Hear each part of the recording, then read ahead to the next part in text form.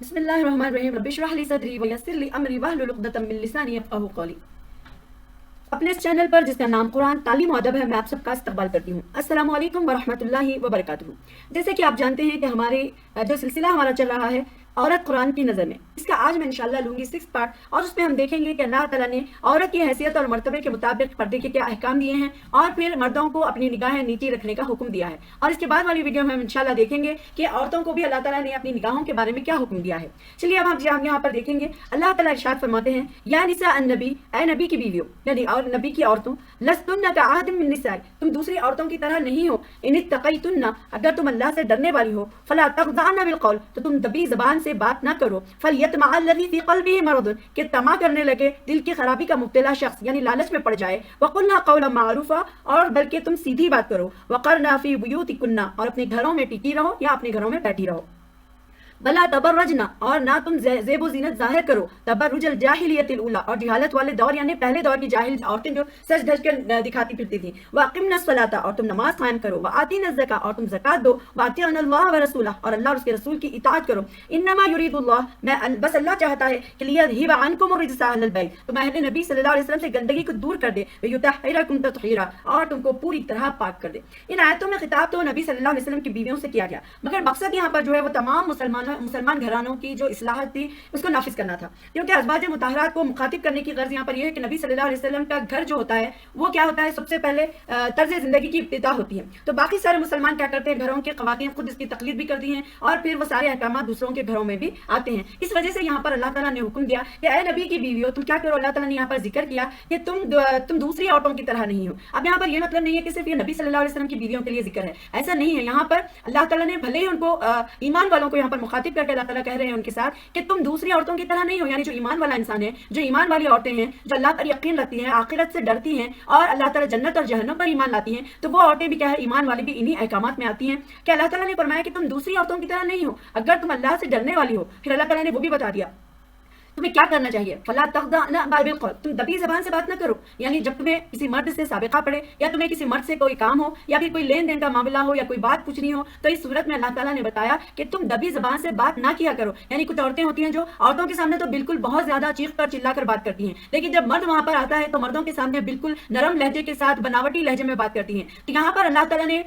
نبیوں کی بیویوں کے ساتھ مومن عورتوں کے لیے کہا کہ تم جو ہے یہ اپنی زبانوں کو کیا ہے، نرمی اپنی زبانوں میں نہ لاؤ۔ پھر اس کے بارے میں اللہ تعالیٰ نے یہ ریزن بھی بتا دیا کہ آخر کیوں نہ بات کریں اس طریقے سے۔ اللہ تعالیٰ نے بتایا کہ طمع کرنے لگے، خواہش ہو جائے کسی کو کہ جو انسان سامنے والے کی جو دل کی خرابی ہے، اگر کسی کے اندر دل کے، آپ دیکھ سکتے ہیں کہ کئی لوگ یہ سوال اٹھاتے ہیں ہم عورتوں میں سے بھی اور مردوں سے بھی کہ آخر پردہ جو ہوتا ہے وہ ہمارے دل اور ہماری آنکھوں کا پردہ ہے۔ دیکھیے یہاں پر اللہ تعالیٰ نے قرآن کی آیت ہے کہ کہیں سامنے والے لوگوں کا ہم تو اپنے لیے پاک اور صاف ہے، لیکن سامنے والے کا بھروسہ نہیں ہے۔ اللہ تعالیٰ نے وہی کہا کہ تم دبی زبان سے بات نہ کرو، کیونکہ ہو سکتا ہے کہ تمہارے سامنے جو انسان ہے اس کے دل میں خرابی پیدا ہو جائے، اور پھر یہ ہوتا ہے کہ مردوں سے جب اس طریقے سے بات کی جاتی ہے تو پھر اس کے نتائج ہم آج کل دیکھ رہے ہیں کہ کس طریقے سے لڑکے ہو مرد ہو عورتوں کی طرف متوجہ ہوتے ہیں، زناکاریاں بڑھ جاتی ہیں، بدکاریاں بڑھ جاتی ہیں، ساری چیزیں ہونا شروع ہوتی ہیں۔ اسی لیے اللہ تعالیٰ نے قرآن میں اسی کے ساتھ بیان کیا کہ تم ہو سکتا ہے کہ جس کے اندر طمع کرنے لگے، دل کی خرابی والا لالچ شخص کیا ہے، پھر تمہاری طرف راغب ہو جائے یا برائی کرنے لگے۔ وَقُلْنَا قَوْلًا مَعْرُوفًا، تو تم کیا کرو، بالکل سیدھی بات کرو، بالکل کھری بات کرو، یعنی جتنا آپ کو کام ہے اتنی بات کریے، جتنا آپ کو ضرورت ہے اتنا ہی آپ بولیے، ایسا نہیں کہ وہ بھی بالکل نرم لہجے میں، بالکل سخت لہجے میں، بالکل کھری اور سیدھی بات آپ کو کرنے کا اللہ تعالیٰ نے ہمیں حکم دیا۔ وَقَرْنَا فِي بُيُوتِكُنَّ، اور اپنے گھروں میں بیٹھی رہو، اور تم اپنی زیب و زینت کو ظاہر نہ کرو، جیسے کہ جاہلیت میں، دور جاہلیت کی عورتیں اپنی زیب و زینت کر کے سج دھج کر کیا ہے دکھاتی پھرتی تھی۔ تو اللہ تعالیٰ نے یہاں پر صاف منع کر دیا کہ بات کرنا ہے، اگر ضرورت پڑے تو بالکل سیدھی اور کھری بات کریں، اور پھر سج دھج کے یا اپنے زینت کو ظاہر نہ کریں۔ اب یہاں پر دیکھیے کہ یہ کتنی پیاری اور اہم آیت ہے کہ یہاں پر اللہ تعالیٰ نے زیب و زینت کو ظاہر کرنے سے منع کیا ہے، اور آج ہمارے برقعوں کا کیا حال ہے، ہمارے برقعے اتنے زیادہ کلرفل، اتنے شائننگ فل، اس میں اتنی زیادہ ورک کیا ہوا ہے کہ کوئی بھی جانے والا ہم کو پہچان لے گا کہ یہ ہم کون جا رہے ہیں وہاں پر، جبکہ پردے کا حکم یہی ہے کہ تم ستائی نہ جاؤ، تم پہچانی نہ جاؤ اور ستائی نہ جاؤ۔ اب یہاں پر دیکھیے تو زیب و زینت ظاہر کرنے میں یہ ساری چیزیں آتی ہیں۔ اب کئی عورتیں یہ سمجھتی ہیں کہ اگر ہم اندر سے کپڑے تو کچھ بھی پہن لو، لیکن اوپر سے ہمارے عبایا کیا ہے، اچھا ہونا چاہیے، اور اس کو ہم کیا ہے یہی دکھا سکتے ہیں۔ تو زیب و زینت والی کوئی بھی چیز ہم کو اٹریکٹ کرنے والی نہیں پہننا ہے، اور نہ سج دھج کے اس طریقے سے نکلنا ہے۔ وَأَقِمْنَا الصَّلَاةَ اور نماز قائم کرو، وَآتِينَا الزَّكَاةَ اور زکات دو. اب اس کے بعد اللہ تعالیٰ نے بتایا کہ تم کیا کرو، نماز قائم کرو اور زکات دو اور اللہ اور اس کے رسول کی اطاعت کرو، کیونکہ اللہ اور رسول کی جو اطاعت کرنے والا ہوتا ہے وہ اللہ تعالیٰ کا فرما بردار ہوتا ہے. اسے اپنے حدود پتہ ہوتے ہیں کہ کیا صحیح ہے کیا غلط ہے، مجھے کیا کرنا چاہیے مجھے کیا نہیں کرنا چاہیے. اگر وہ کوئی غلط کرتا بھی ہے یا کرتی بھی ہے تو اسے پتہ چل جاتا ہے کہ یہاں پر میں نے فلاں چیز غلط کی ہے. تو اس طریقے سے بس اللہ تعالیٰ چاہتا ہے کہ تم اہل نبی جو ہیں ان کی گندگی کو دور کر دے اور تم کو پوری طرح پاک اور صاف کر دے. تو یہاں پر اللہ تعالیٰ نے اس آیت کو نازل کر کے یہی سمجھایا اور اس کے بارے میں آتا ہے کیونکہ جو اور سورہ نور میں اللہ تعالیٰ فرماتے ہیں وَلَا يَضْرِبْنَ بِأَرْجُلِهِنَّ اور زمین پر کسی طرح پاؤں مارتی نہ چلیں لِيُعَلَّمَ مَا يُخْفِينَ فِي زِينَتِهِنَّ کہ جو زینت انہوں نے چھپا رکھی ہے اس کا علم لوگوں کو ہوتا ہے. یعنی اب اس طریقے کے پائل ہے یا پھر ہماری کوئی سینڈل میں کوئی آوازیں ہیں یا پھر ہماری شوز میں آوازیں ہیں یا پھر ہمارے کپڑوں میں آوازیں ہیں یا پھر ہو سکتا ہے ہمارے دوپٹوں میں کوئی ایسی آوازیں ہیں جس کی جھنکار سے لوگ ہماری طرف اٹریکٹ ہوں. تو یہاں پر اللہ تعالیٰ بتا رہے ہیں کہ ایسا بھی نہ ہو کہ تم زمین پہ اس طرح پٹکتے چلو کہ جو زینت تم نے چھپا رکھی ہے اس کو وہ خود بخود ظاہر کرے یا لوگوں کو اس کا علم ہو. جیسے صاف ظاہر ہے کہ عورتیں خواہ مخواہ کیا ہے اپنی آواز یا اپنے زیوروں کی جھنکار یا پھر جھنجھنے جیسی چیزیں یا پھر کیا کہتے ہیں جو آوازیں آنے والی جتنی بھی چیزیں ہیں یا برقعوں کو لگے ہوتی ہیں یا کپڑوں کو لگے ہوتے ہیں اس طریقے کی ساری چیزیں کیا ہے پہننا جائز نہیں ہے. اگر ضرورت کے حساب سے اجنبیوں سے اگر ہمیں بولنا بھی پڑ جائے تو پوری احتیاط کے ساتھ ہم بات کریں گے کیونکہ آپ صلی اللہ علیہ وسلم نے فرمایا من قعد منکن فی بیتہا ادرک عمل المجاہدین تم میں سے گھر میں بیٹھے گی وہ مجاہدین کے عمل کو پا لے گی. لیکن اسلام اس کے ساتھ یہ بھی حکم دیتا ہے کہ جو پاکیزہ مقاصد کے لیے اس کے مقاصد کے حصول کے لیے اور کچھ خیر کے کاموں کی تکمیل کے لیے کیا ہے عورت گھر کے باہر نکل سکتی ہے اپنی ضرورت کے مطابق. لیکن وہ جب باہر نکلے گی تو اس کے بارے میں بھی یہ حکم دیا گیا ہے. رسول صلی اللہ علیہ وسلم نے فرمایا بخاری کتاب التفاسیر میں آتا ہے انہ اذن لکم ان تخرجن لحاجتکن بے شک اللہ تعالیٰ نے تمہیں اپنی ضرورت کے لیے گھر سے باہر نکلنے کی اجازت دی ہے. اور قرآن میں اللہ تعالیٰ نے ارشاد فرمایا سورۃ الاحزاب میں وَإِذَا سَأَلْتُمُوهُنَّ مَتَاعًا فَاسْأَلُوهُنَّ مِن وَرَاءِ الْحِجَابِ ذَلِكُمْ أَطْهَرُ لِقُلُوبِكُمْ وَقُلُوبِهِنَّ. وَإِذَا سَأَلْتُمُوهُنَّ نبی کی بیویوں سے اگر تمہیں کچھ مانگنا پڑ جائے متاعًا فَاسْأَلُوهُنَّ تو تم کیا کرو پردے کے پیچھے سے مانگو اور ان کے دلوں کی پاکیزگی کے لیے زیادہ مناسب طریقہ ہے. تو یہی وہ آیت ہے جس کو ہم آیت حجاب بھی کہتے ہیں اور جسے آیت حجاب کہا جاتا ہے. بخاری میں حضرت انس رضی اللہ تعالیٰ عنہ سے روایت ہے حضرت عمر رضی اللہ تعالیٰ عنہ اس کی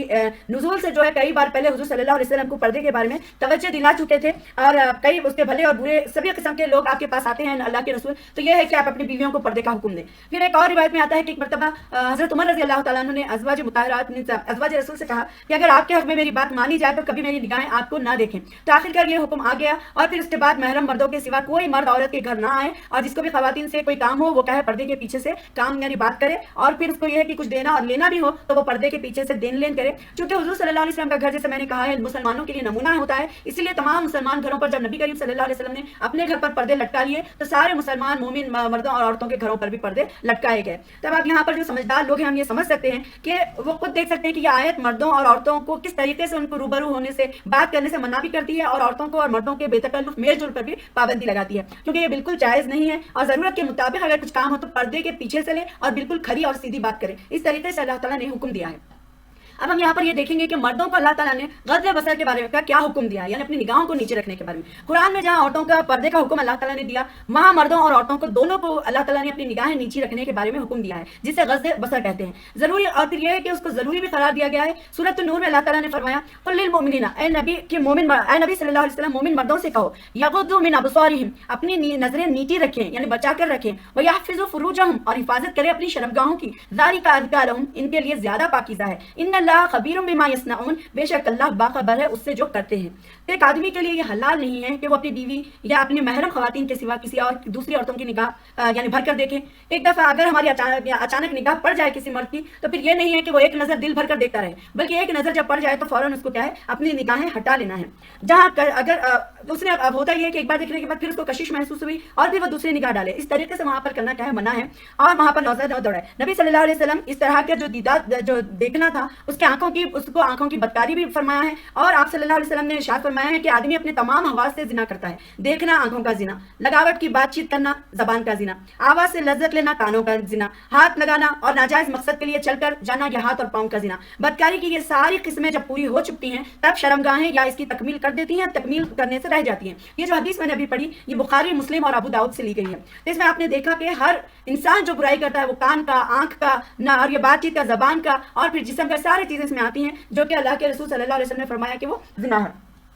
حضرت برائدہ رضی اللہ تعالیٰ عنہ کی روایت ہے کہ نبی صلی اللہ علیہ وسلم سے حضرت علی نے فرمایا، اے علی، ایک نظر کے بعد دوسری نظر نہ ڈالنا، پہلی تو معاف ہے مگر دوسری معاف نہیں۔ یہ احمد، ترمذی اور ابو داؤد کی حدیث ہے۔ اور ایک جگہ عبداللہ بن مسعود رضی اللہ تعالیٰ عنہ روایت کرتے ہیں کہ حضور صلی اللہ علیہ وسلم نے فرمایا، اللہ تعالیٰ کا ارشاد ہے، یقیناً نگاہ ابلیس کے زہریلے تیروں میں سے ایک تیر ہے، جو شخص مجھ سے ڈر کر اسے چھوڑ دے، میں اس کے بدلے میں ایسا ایمان دوں گا جس کی حلاوت وہ اپنے دل میں پائے گا۔ طبرانی میں اس کا ذکر ہے کہ یہ جو نگاہیں ہیں ہماری، جو آنکھیں ہیں ہماری، جب ایک بار، کیونکہ جتنے بھی فتنے شروع ہوتے ہیں پہلے آنکھوں سے شروع ہوتے ہیں، اسی لیے کہا گیا، حضور صلی اللہ علیہ وسلم نے فرمایا کہ اللہ تعالیٰ فرماتا ہے کہ جو نگاہیں یہ ابلیس کے زہریلے تیروں میں سے ایک تیر ہے، یعنی تیر کی طرح ہی ہے، جو زہریلا تیر وہ بھی، اور جو شخص مجھ سے ڈر کر، یعنی اپنے آپ کو اللہ تعالیٰ کے ڈر کی وجہ سے اس کام سے روکے رکھے گا، تو اللہ تعالیٰ نے وعدہ کیا ہے کہ اس کے بدلے ایسا ایمان دے گا کہ اس کی حلاوت وہ اپنے دل میں پیدا، مطلب اس کی مٹھاس اور اس کا جو مزیداری ہے وہ اپنے دل میں پائے گا۔ ابو امامہ رضی اللہ تعالیٰ عنہ کی روایت ہے کہ حضور صلی اللہ علیہ وسلم نے فرمایا، جس مسلمان کی نگاہ کسی عورت کے حسن پر پڑے اور وہ نگاہ ہٹا لے تو اللہ اس کی عبادت میں لطف اور لذت پیدا کر دیتا ہے۔ یعنی آپ دیکھیے کتنی اچھی بات یہاں پر بتائی گئی ہے، کیونکہ جس مسلمان کی نگاہ کسی عورت کے حسن پر پڑ گئی لیکن وہ نگاہ ہٹا لے تو اللہ تعالیٰ اس کی عبادت میں، اس کی جو عبادت ہے وہ کرے گا، وہ نماز پڑھے گا، تلاوتیں کرے گا، جو بھی عبادت کرے گا اس میں اللہ تعالیٰ لطف اور لذت اللہ تعالیٰ پیدا کر دیتے ہیں۔ اور ایک حدیث میں آتا ہے، حضرت جابر بن عبداللہ سے روایت ہے کہ حجۃ الوداع کے موقع پر نبی صلی اللہ علیہ وسلم کے جو چچازاد بھائی فضل بن عباس رضی اللہ تعالیٰ عنہ، جو اس وقت ایک نوجوان لڑکے تھے لیکن مشعر حرام سے واپسی کے وقت حضور صلی اللہ علیہ وسلم کے ساتھ اونٹ پر سوار تھے، تو وہاں پر ہوا یہ کہ راستے میں جب عورتیں گزرنے لگی تو فضل ان کی طرف دیکھنے لگے، تو نبی صلی اللہ علیہ وسلم نے ان کے منہ پر ہاتھ رکھا اور اسے دوسری طرف کر دیا، یعنی نبی صلی اللہ علیہ وسلم نے ان کو عورتوں کو دیکھنے سے منع نہیں کیا، منع کرتے ہوئے کیا کیا، اپنے ان کے چہرے کو موڑ دیا۔ یہ حدیث ابو داؤد کی ہے۔